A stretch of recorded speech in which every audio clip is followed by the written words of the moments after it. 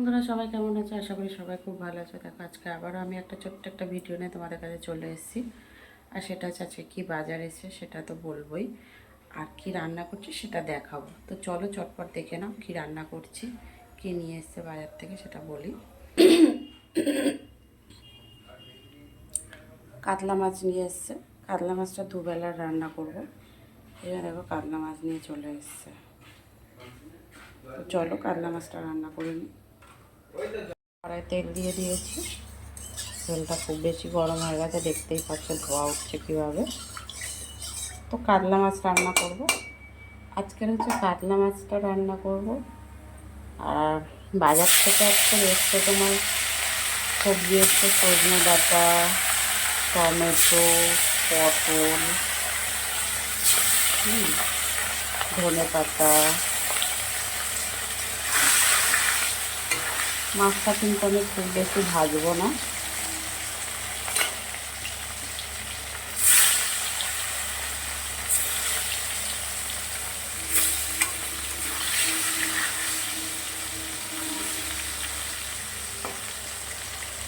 মাছটা প্রথমে খুব ভালো করে ভেজে নেব। তো দেখো এখানে হচ্ছে মাছটা রান্না করার জন্য বেশ বড় বড় সাইজের আলু কেটে নিয়েছি, সজনে ডাঁটা কেটে নিয়েছি, আর এখানে দেখো একটা টমেটো কেটে নিয়েছি।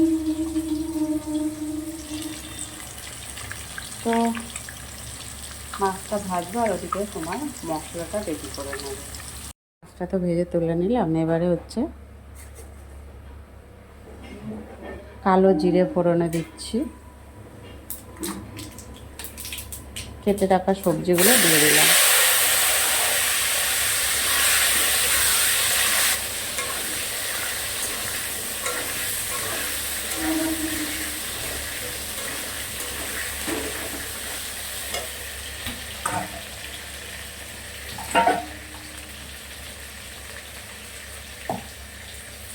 নুন দিয়ে দিচ্ছি স্বাদ মতন।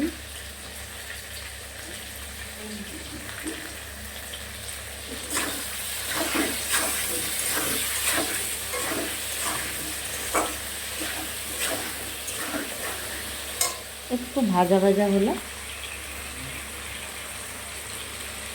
তারপরে মশলাগুলো দেব।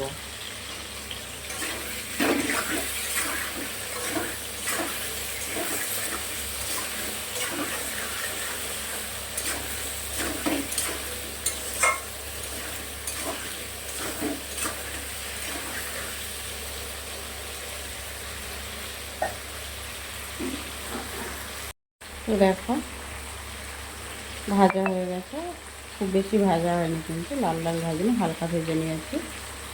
এখানে যে মশলাটা গুলে রেখেছি, আদা, জিরে বাটা, নুন, হলুদ, এই লঙ্কার গুঁড়ো, হলুদের গুঁড়ো, নুন তো আগে থেকে দিয়ে দিয়েছি। তো মশলাটা দিয়ে দিচ্ছি।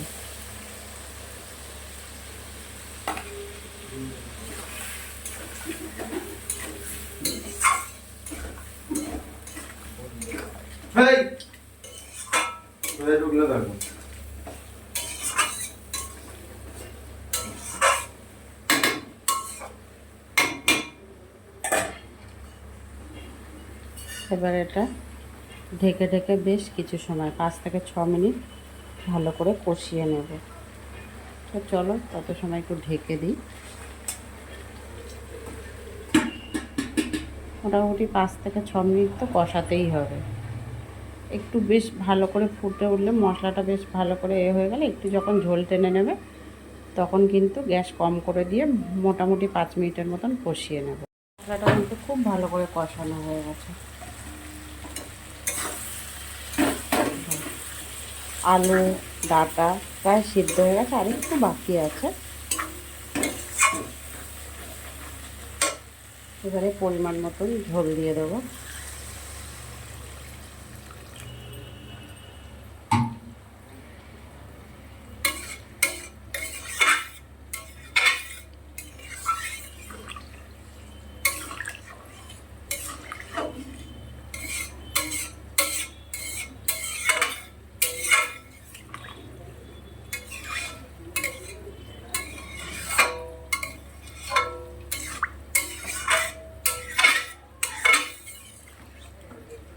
আর আজকে তোমার এই মাছের ঝোল রান্না হচ্ছে, সাথে হচ্ছে পনির রান্না করব।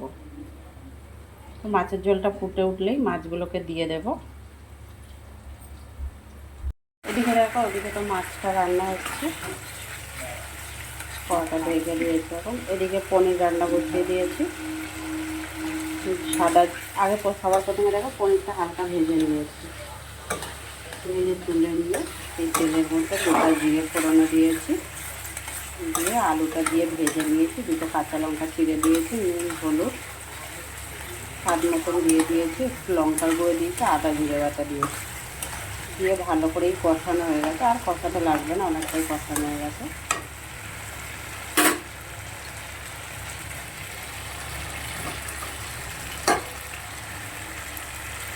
পনিরটা দিয়ে দিলাম।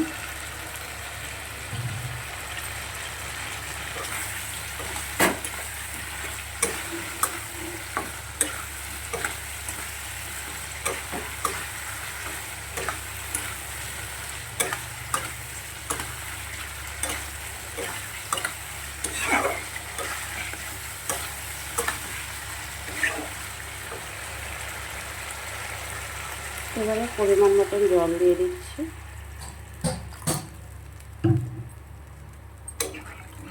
এটা আর কিছু দেবো না, একটু ফুটে উঠবে, 2 থেকে 3 মিনিট ফুটাবো, তারপর নামিয়ে নেব।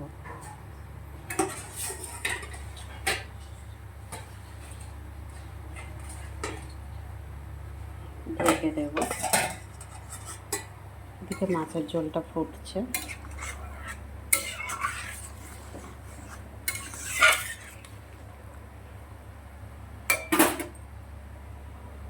তো দেখো মাছের ঝোল কিন্তু ফুটে উঠেছে, এবার নামানোর সময় হয়ে গেছে। সেই জন্য মাছটা ঝোলটাতে আমি মাছগুলো দিয়ে দিলাম আর ধনেপাতা কুচিয়ে দিয়ে দিলাম।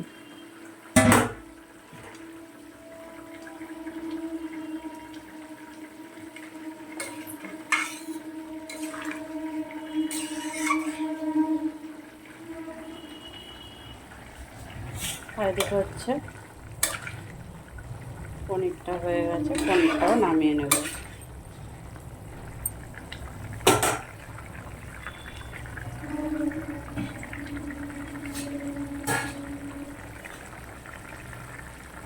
দেখো হয়ে গেছে।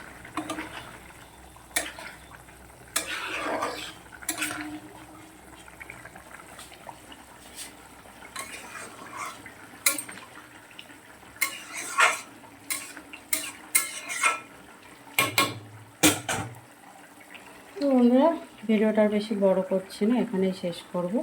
কে কোথা থেকে আমার ভিডিও দেখছো, ভালো লাগলে লাইক কমেন্ট শেয়ার করে দিও। যারা আমার ইউটিউব চ্যানেলে দেখছো একটা সাবস্ক্রাইব করে পাশে থেকো, আর ফেসবুকে যারা দেখছো একটা ফলো করে সাথে থেকো।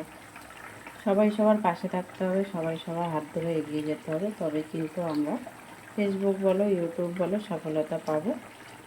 হিংসা করে কোনো কেউ বড় হতে পারে না। সবাই সবার সাথে থাকবে, পাশে থাকবে, কেমন?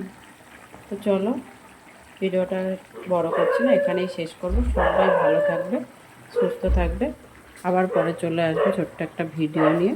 তত সময়ের জন্য সবাইকে টাটা।